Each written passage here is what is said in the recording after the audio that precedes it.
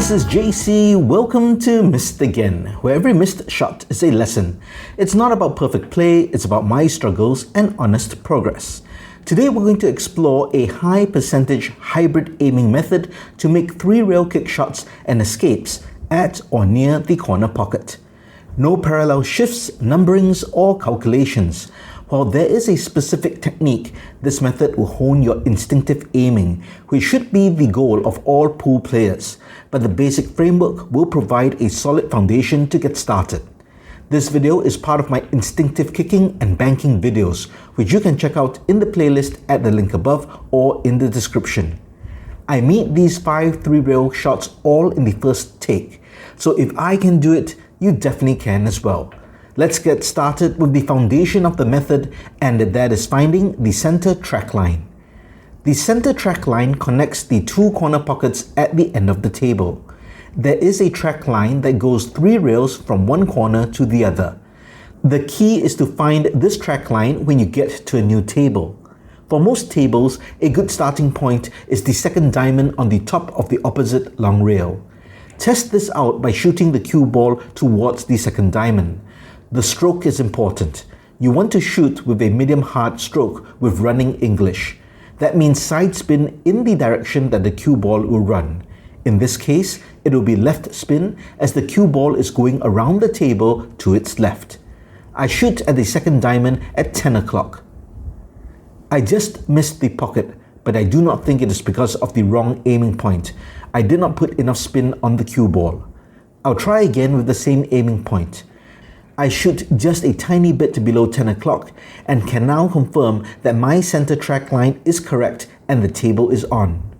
When you test the track, observe where the cue ball hits the other 2 cushions. This is to ensure you know that the track line path is clear from other balls on the table. Once you find the track line for one corner pocket, go around the table to find the track line for each corner pocket. The beauty of the track line is that if the cue ball is anywhere on the track line, you will be able to direct it to the corner pocket. For your table, you might have to aim before or after the second diamond and experiment how much running English is needed on the cue ball. But I recommend starting at 10 o'clock to have a combination of forward and side spin on the cue ball. The center track line is your base reference line for a 3-rail corner pocket shot for this pocket. Now we will find 2 more track lines using the center track line as the baseline. These 2 track lines are for object balls that are within the 1 diamond zone of the pocket. This method is a bit different from other methods that use track lines to diamonds, so don't skip this part.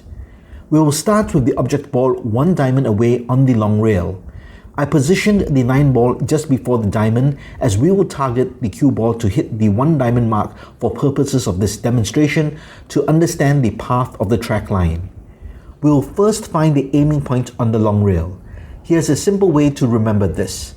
Since the target is 1 diamond closer to the center of the long rail, we will move the aiming point 1 diamond closer to the center rail. The starting point of this track line will not be the corner pocket like the center track line. We need to move 1 diamond closer on the short rail. But because the short rail is half as long as the long rail, 1 diamond on the long rail actually equals half a diamond on the short rail. This means the starting point is half a diamond from the corner pocket. So the first leg of the track line is from the half diamond to the 3rd diamond on the top of the long rail. Shoot the cue ball along this track line with running English and you will make contact with the ball on the rail. While the track line functions as a guideline, where you contact the first rail and the exact amount of spin you put on the cue ball makes a difference where the cue ball will end up exactly. Let's look at the 3rd and final track line. And we do this by understanding the position of the object ball. It looks like it's 1 diamond away from the pocket on the short rail. But remember, because the short rail is half the length of the long rail, it is actually 2 diamonds away on the long rail. 2 diamonds up is actually the diamond in the top corner pocket, so the aiming point is just before the knuckle of the pocket. The starting point of the track line must also be 1 diamond further away, so it is 1 diamond up on the left long rail. Shoot the cue ball along this track with running English and you will make contact with the ball on the rail. Now you have the knowledge of 3 track lines: the center line that goes to the corner pocket, the long rail diamond line, and the short rail diamond line. With these 3 reference lines, you'll be able to make adjustments to any object ball that is within 1 diamond square in front of the corner pocket, even for balls that are a bit further out in space. Here's an example. Let's say I need to contact this 9 ball and the only way is a 3-way kick shot. I look at where it lies in relation to the track lines. I can see it's actually sitting between the center and long rail diamond line. I will now look at the aiming points on the rail. Since I know the 9 ball is in between both track lines, I aim between the 2 diamonds on the rail and shoot the cue ball with running English at this point. To a large extent, there's a lot of instinct here when it comes to aiming for these in-between shots. I make contact with the 9 ball, but also pocket it. However, you might be thinking, what happens when the cue ball is not on a track line to begin with? This is where the second component of the 3-rail hybrid aiming method comes in, the spot on the wall method. First, let's understand what is the spot on the wall and how it works. The 5 balls on the table all have a different 3-rail kick angle to the bottom right pocket. That means each ball has its own aiming point for the kick shot on the rail.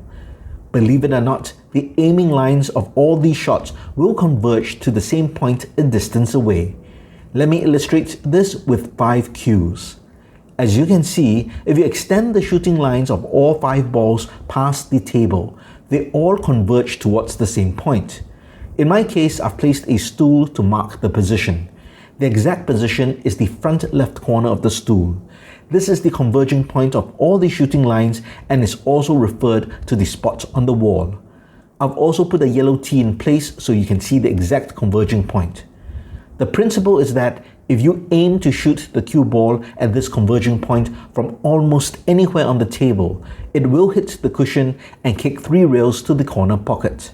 The question is how to find this converging point or spot on the wall. Finding the spot on the wall is super easy for these 3-rail kick shots, as you have already done all the hard work by identifying all the 3 reference track lines. For example, for the center track line, simply look at the track line from the corner pocket to the second diamond. Lower your eye line to table height and add the kick aiming point on the top rail, and then look beyond that for at least 5 feet or 1.5 meters. Look for something that can be identified as your converging point. It can be a stool, the edge or leg of a table, or a mark on a wall. Just choose a permanent object that will not be moved. In my case, it is the front left corner of the stool. Whatever your object or mark is, remember it, and that is your spot on the wall. Now, wherever the cue ball is on the table, if you shoot towards the spot on the wall, you're guaranteed to direct the cue ball towards the corner pocket. That was very close, and if there was an object ball at the pocket, it would have gone in. Let's try another spot on the wall. One thing to note is that you cannot perform the 3-rail kick shot from every position on the table. The cue ball needs to be able to kick off to the left on the long rail, so you cannot be too close to the top short rail. Also note that if you're shooting near the rail, the medium hard stroke at this close distance will cause the kick angle to shorten. So shoot slightly softer or add more side spin to counter the shortening of the angle. The process of finding the spot on the wall for the other 2 track lines is exactly the same. I will go through this with some gameplay examples next. Here we have a game of 8 ball where the game-winning 8 ball needs to be pocketed and the only shot available is the 3-rail kick shot. As the 8 ball is sitting just in front of the pocket, we can use the center track line.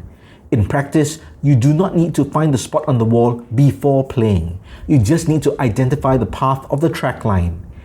During a game, if you need to perform a 3-rail kick shot using the center track line, just look down the start of the track line and identify a spot on the wall at least 5 feet or 1.5 meters away from the edge of the table. Go to the cue ball and shoot the cue ball to the spot on the wall with running English to make contact with the 8 ball. Here's another example where the game-winning 8 ball is on the long rail, just under 1 diamond from the target pocket. This means it is on the long rail diamond track line. So all you need to do is look for the start of the track line, which is from the half diamond location on the bottom short rail to the diamond above the side pocket on the opposite long rail. As before, look down this track line, past the table, and identify a spot on the wall a distance away. Go to the cue ball and shoot the cue ball to this spot on the wall with running English. In my case, the aiming point is the right front corner of the stool. Here's one final example. The 8th ball is off the rail in space and not on any of the 3 reference track lines, so I visually estimate where it lies. It is between the center and long rail diamond track lines, but about 1/3 of the distance closer to the long rail diamond track. I go behind the cue ball and sight both spots on the wall. I aim between them, but aim closer to the long rail diamond track line spot by 1/3 of the distance. I shoot the cue ball to this aiming point with running English to make contact with the 8 ball. This method allows you to determine how to make contact with an object ball as long as it is within the path of the 3 track lines. With practice, you'll also be able to hit object balls that are slightly outside the track lines. Well, that's it for this video. I hope it provides you with a practical guide on how to hit a high percentage 3-rail kick shot. If you find the method a bit confusing at first, it will help if you watch the video on instinctive kicking to understand track lines and spot on the wall for 1-rail kick shots linked above. Do you have any other methods or tips on this specific 3-rail kick shot? Let me know in the comments below. If you liked this video, please give it a thumbs up. And if you like the content in general, please subscribe to the channel and hit that notification bell.